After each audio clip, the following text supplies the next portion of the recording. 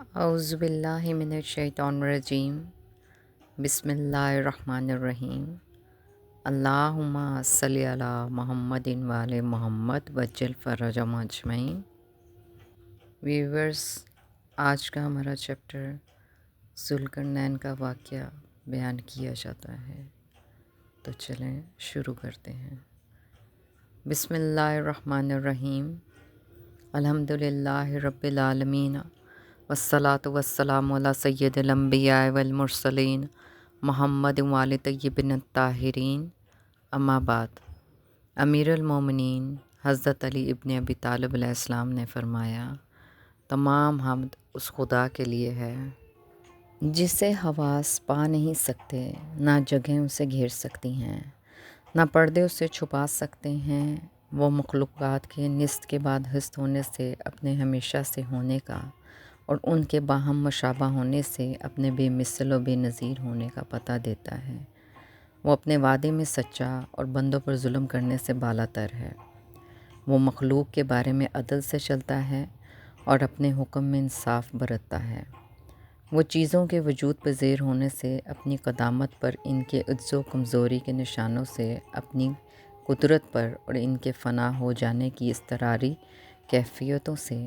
اپنی ہمیشگی پر عقل سے گواہی حاصل کرتا ہے۔ وہ گنتی اور شمار میں آئے بغیر ایک یگانہ ہے۔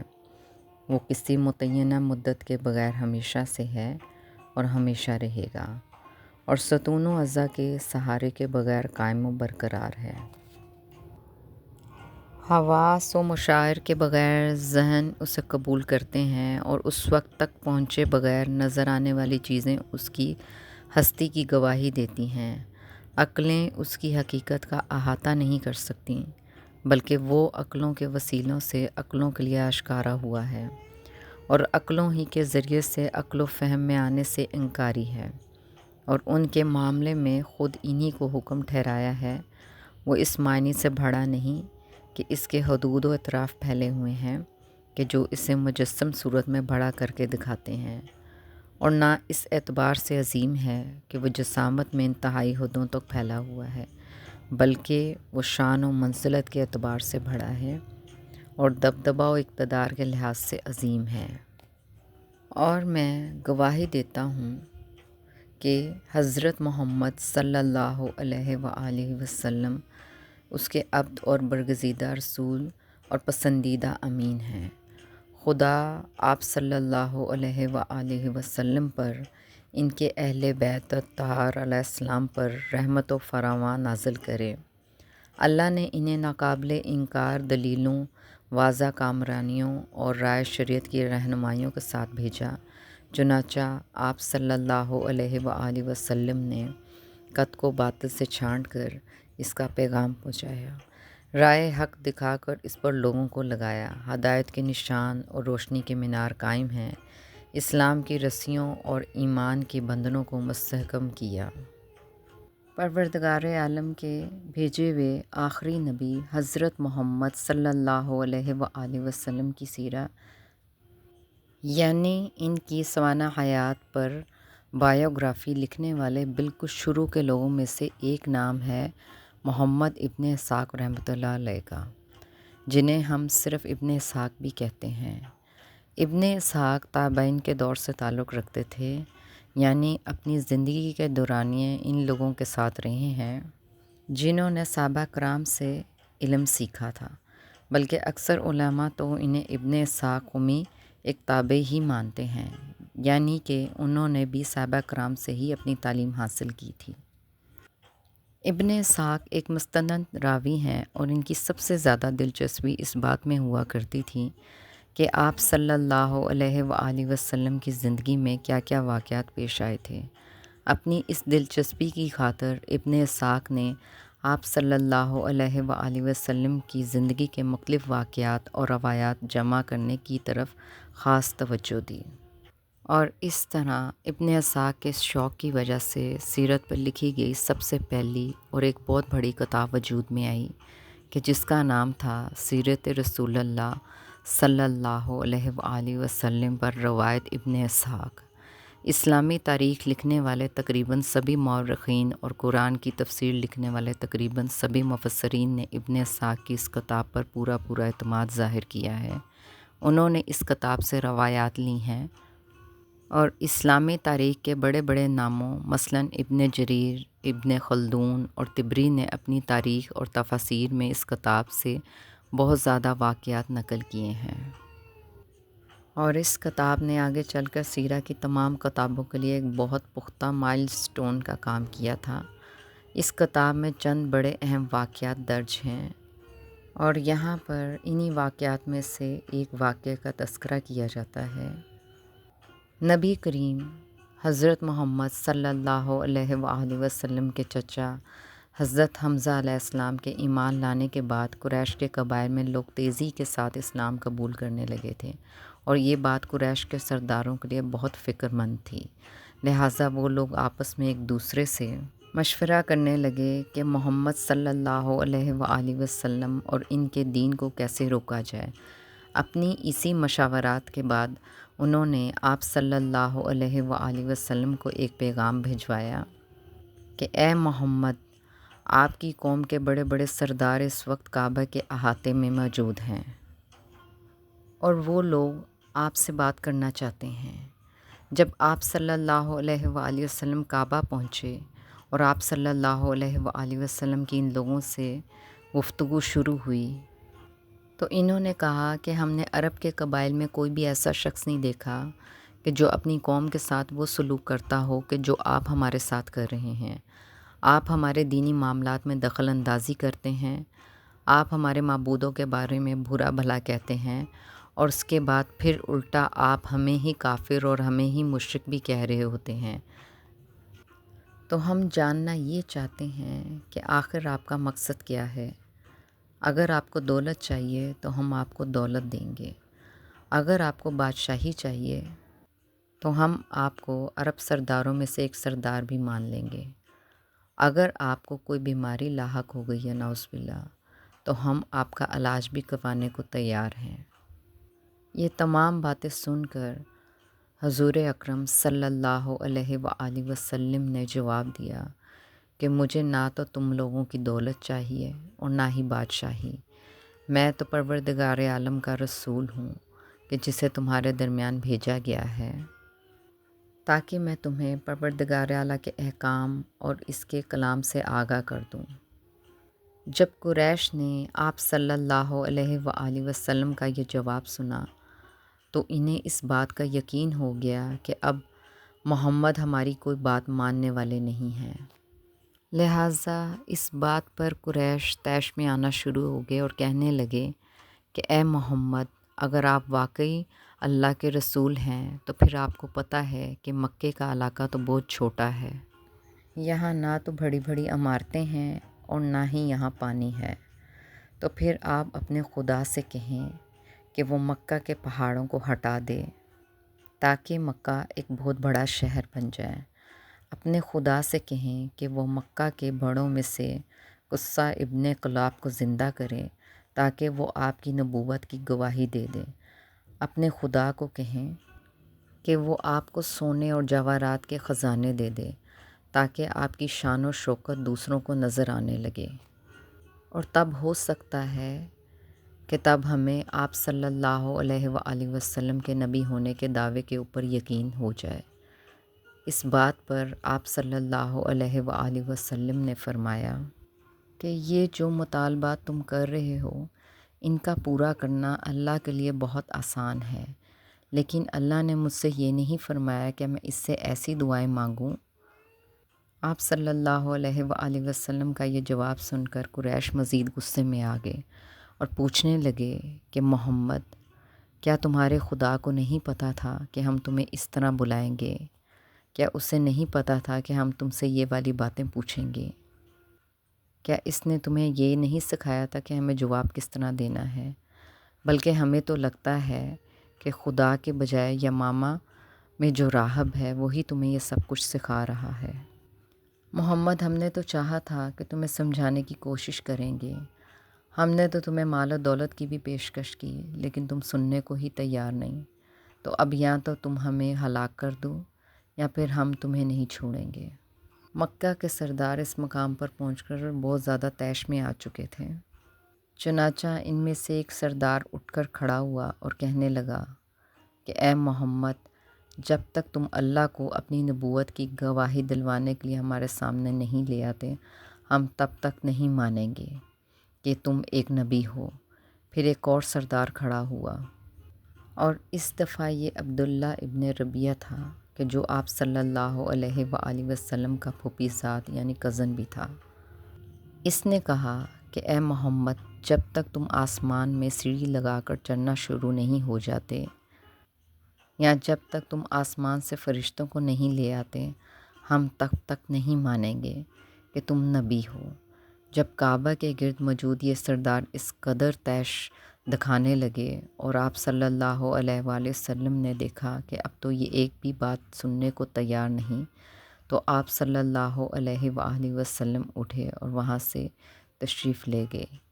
لیکن آپ صلی اللہ علیہ وآلہ وسلم کے جانے کے بعد ایک بہت بڑا سردار اٹھا اور کہنے لگا کہ بس اب میری برداشت جواب دے گئی ہے۔ محمد نے تو ہمارے دین کو تباہ کر دیا ہے، ہمیں پھوٹ ڈلوا دی ہے، لیکن پھر بھی ہم نے ان کے ساتھ مصالحت کی کوشش کی، مگر اب میری برداشت جواب دے گئی ہے، اور اب میں عہد کرتا ہوں کہ کل جب وہ کعبے میں نماز کے لیے آئیں گے اور سجدے میں جائیں گے، تب میں بھی ایک بڑا پتھر لے کر ان کا انتظار کر رہا ہوں گا، اور میں تمہیں اس بات کی اجازت دیتا ہوں کہ انہیں ختم کرنے کے بعد اگر تم چاہو تو مجھے اپنا سردار مان لینا، اور اگر تم چاہو تو مجھے بنو ہاشم کے حوالے کر دینا، تاکہ وہ لوگ مجھ سے محمد کا بدلہ لے لیں۔ اور اس سردار کا نام عمر بن حشام یعنی ابو جہل تھا۔ اگلے دن جب حضرت محمد صلی اللہ علیہ وآلہ وسلم مسجد حرام یعنی کعبہ پہنچے اور نماز پڑھنے لگے، تو اپنے وعدے کے مطابق ابو جہل بھی ایک چٹان لے کر آپ صلی اللہ علیہ وآلہ وسلم کے سجدے میں جانے کا انتظار کرنے لگا، اور جب آپ صلی اللہ علیہ وآلہ وسلم سجدے میں گئے تو وہ بھی آگے بڑھا، لیکن اسی وقت چٹان اس کے ہاتھوں سے نکل کر نیچے گر گئی، اور خود وہ فوراً لپکتا ہوا پیچھے ہٹ گیا۔ جب بعد میں اس سے پوچھا گیا کہ اس وقت کیا ہوا تھا، تو اس نے بتایا کہ جب میں محمد کی طرف گیا تو پاگل اونٹ کی طرح کا ایک بہت بڑا سانپ اچانک میرے سامنے آ گیا کہ جس سے پھر میں ڈر گیا۔ جب ابو جہل یہ واقعہ سنا چکا تو ایک عجیب بات ہوئی۔ مکہ کے سرداروں میں سے ایک شخص کھڑا ہوا جس کا نام تھا نضر بن حارث، جو کہ ایک انتہائی تجربہ کار اور انتہائی چلاک شخص تھا، جس نے بہت سارے ممالک کے سفر کر رکھے تھے۔ وہ پرشین امپائر کے بادشاہوں کے واقعات بھی جانتا تھا اور بولنے میں بھی ایک انتہائی فصیح و بلیغ شخص تھا۔ اس کی ایک عادت یہ بھی تھی کہ جب آپ صلی اللہ علیہ وآلہ وسلم کسی موقع پر انبیاء علیہ السلام اور دوسری قوموں کے واقعات بتا رہے ہوتے تھے تو یہ وہاں کھڑا ہو جایا کرتا تھا اور کہتا تھا کہ میرے پاس تو اس سے بہتر قصے اور کہانیاں ہیں، اور پھر یہ شخص رستم اور اسفندیار اور پرشین بادشاہوں کے قصے سنانے لگ جایا کرتا تھا، اور یہی وہ سردار تھا کہ جس کے بعد پھر سورہ لقمان کی 6 آیت نازل ہوئی تھی کہ بعض لوگ ایسے بھی ہیں کہ جو لوگوں باتوں کو پسند کر لیتے ہیں تاکہ لوگوں کو بہکا سکیں اور ہنسی مذاق بنائیں، اور ان کے لیے بدترین عذاب ہے۔ یہی وہ شخص تھا کہ جس کے لیے سورہ مطففین میں آیا ہے کہ جب اس کے سامنے ہماری آیات پڑھی جاتی ہیں تو وہ کہہ دیتا ہے کہ یہ تو پچھلوں کے افسانے ہیں، بلکہ قرآن پاک میں جہاں جہاں اساطیر الاولین کا لفظ آیا ہے وہ عموماً کسی نضر بن حارث کے بارے میں آیا ہے، کیونکہ یہ بات ہمیشہ وہی کہا کرتا تھا کہ یہ تو پرانے لوگوں کے قصے اور کہانیاں ہیں، اور میں ان سے بہتر واقعات جانتا ہوں۔ اور نضر بن حارث کھڑا ہوا اور باقی سرداروں سے کہنے لگا کہ دیکھو، تم لوگ محمد کے معاملے میں خود کو اتنا بہتر نہ سمجھو۔ جب وہ جوان تھے تو تم ان کو صادق اور امین کہا کرتے تھے، تم ان کی ہر بات مانتے تھے۔ اب جب انہوں نے نبوت کا دعویٰ کیا ہے تو کبھی تم انہیں جھوٹا کہتے ہو، کبھی تم انہیں شاعر کہتے ہو اور کبھی تم انہیں کاہن کہتے ہو۔ مکہ کے سرداروں، میری بات غور سے سنو۔ میں کئی ممالک میں گھوم چکا ہوں جہاں میں نے ساحروں کو بھی دیکھا ہے اور کاہنوں سے بھی ملا ہوں۔ میں نے شاعروں کو بھی دیکھا ہے اور پھر میں نے محمد کو بھی دیکھا ہے، اور میں تمہیں اتنا کہہ سکتا ہوں کہ نہ تو محمد ساحر ہیں اور نہ ہی کاہن ہیں اور نہ ہی کوئی وہ شاعر ہے۔ لہٰذا میرا مشورہ یہ ہے کہ تم محمد کے بارے میں غور کرو۔ اگر تم چاہتے ہو کہ انہیں شکست ہو تو بہت زیادہ سمجھداری اور عقل کے ساتھ کام لو۔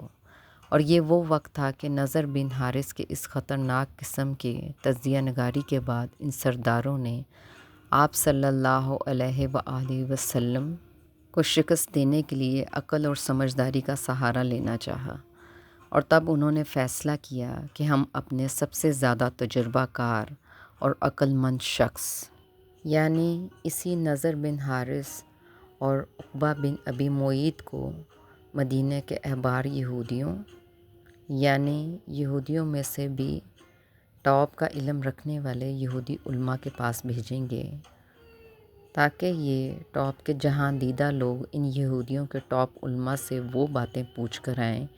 کہ جن کا پھر محمد کے پاس کوئی جواب نہ بچے۔ اور جب یہ دونوں سردار احبار کی یہودیوں کے پاس پہنچے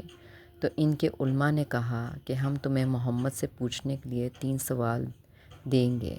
جن کا جواب سوائے نبی کے اور کوئی بھی نہیں دے سکے گا۔ اور وہ 3 سوال یہ تھے، جن میں سے ایک سوال ذوالقرنین کے متعلق تھا کہ وہ شخص جس نے 3 سفر کیے تھے۔ یہ سارا واقعہ آپ کو سنانے کے پیچھے ایک مقصد تھا، اور وہ یہ کہ آپ جان لیں کہ یہ 3 سوال پوچھے جانے کی وجہ محض ایک قصہ یا ایک کہانی سنانا نہیں تھا، کیونکہ قصہ اور کہانیاں تو نضر بن حارث بھی سنا لیا کرتا تھا، بلکہ اصل بات تو یہ تھی کہ مکہ کے سردار یہ دیکھ چکے تھے کہ وہ لوگ جان چکے ہیں کہ نہ تو وہ نبی کریم صلی اللہ علیہ وآلہ وسلم کو دولت کا لالچ دے پا رہے تھے اور نہ ہی وہ ان پر حملہ کر پا رہے تھے، کیونکہ کوئی قوت ہے جو ان کے ہاتھوں کو شل کر دیتی تھی اور ان کے ہاتھوں سے چٹانیں گر جاتی تھیں۔ اور تب انہوں نے فیصلہ کیا کہ وہ ایک انتہائی دانشور بساط پر آ کر نبی کا مقابلہ کریں گے، یعنی کہ وہ لوگ نبی کے ساتھ ٹکر کا مقابلہ کرنا چاہ رہے تھے، اور اس مقابلے کے لیے وہ لوگ اس قدر مایوس ہو چکے تھے کہ انہوں نے اپنے ٹاپ کے سرداروں کو یہودیوں کے ٹاپ کے علماء کے پاس ایسے ٹاپ کے سوال پوچھنے کے لیے بھیجا